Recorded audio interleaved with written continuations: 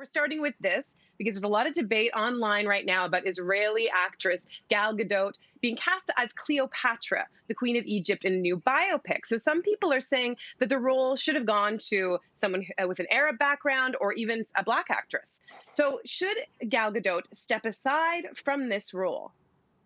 Here's the thing is I kind of understand why they'd want to cast somebody like her because she's already the face of like Wonder Woman and stuff. So I get it.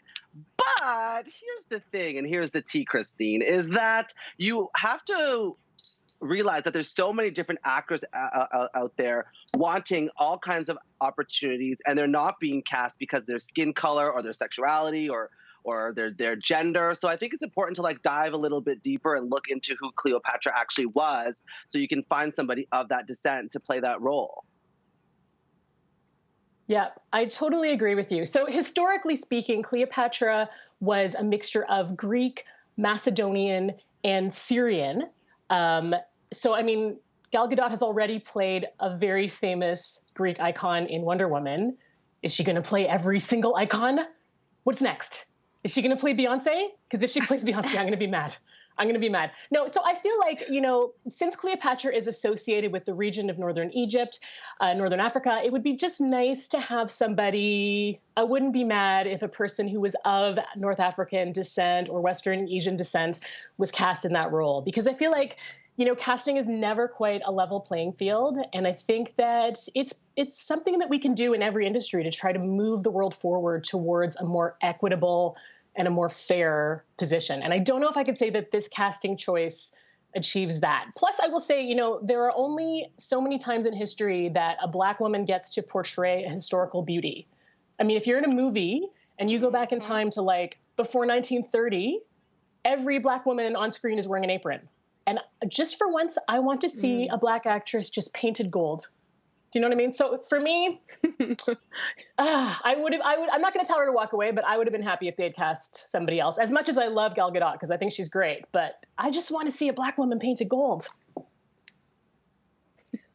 Yeah, and I think the last time that I had seen a Black woman painted as she should look in gown was when Brandy played Cinderella. Remember that? And nobody had a problem because she killed the role. Y'all remember that, right? That's the last time we got a Black woman dressed as a queen was Brandy in Cinderella. But I think there's an interesting point here because so many people are talking about, well, should Gal walk away? Let's be very clear here. Nobody's walking away from their bag, okay? She obviously showed up to the audition because she wanted to secure the bag, so it's not like she's gonna walk away from it. The onus is not on the actor or the actress because, listen, you're not turning down work. None of us here would turn down work. Someone hit me up and asked me if I was into figure skating, and I was like, yeah, for sure, I figure skate, okay?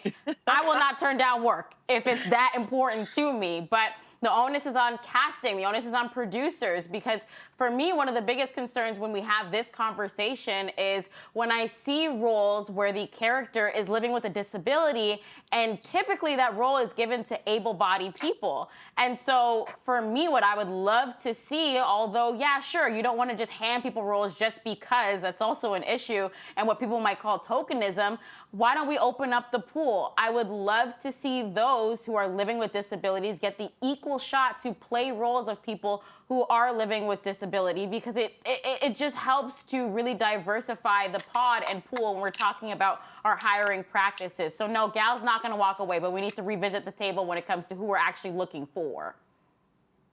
It's interesting that a few of you mentioned, is the onus on the actor or is the onus on the producers and directors? And I feel conflicted. I wish producers and directors would stop putting actors in this position where they have to defend it, because you're right, a lot of them probably just want the work.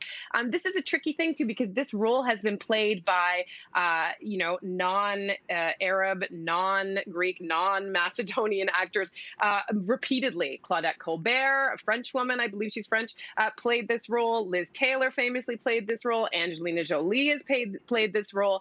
And so I'm not going to blame Gal Gadot for being like, okay, well, I guess I can play this role as well. I think it's interesting now also we have these conversations in particular to do with marginalized communities who have been represented by non-marginalized communities. And in particular, we've talked on the show before about trans trans people being represented by non-trans, by cisgender people. And I think that that is also something that we have to think about going forward with roles. Having said that, I recently heard that a group of university students in the States were trying to boycott and ban the movie Boys Don't Cry, which featured Hilary Swank, who is not a trans man. And this was based on the true story.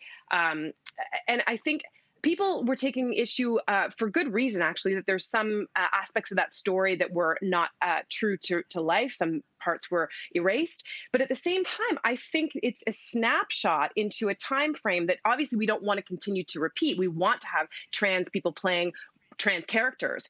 But at the same time, to just erase this, I think we're missing an opportunity to have discussions about the ways in which we've evolved.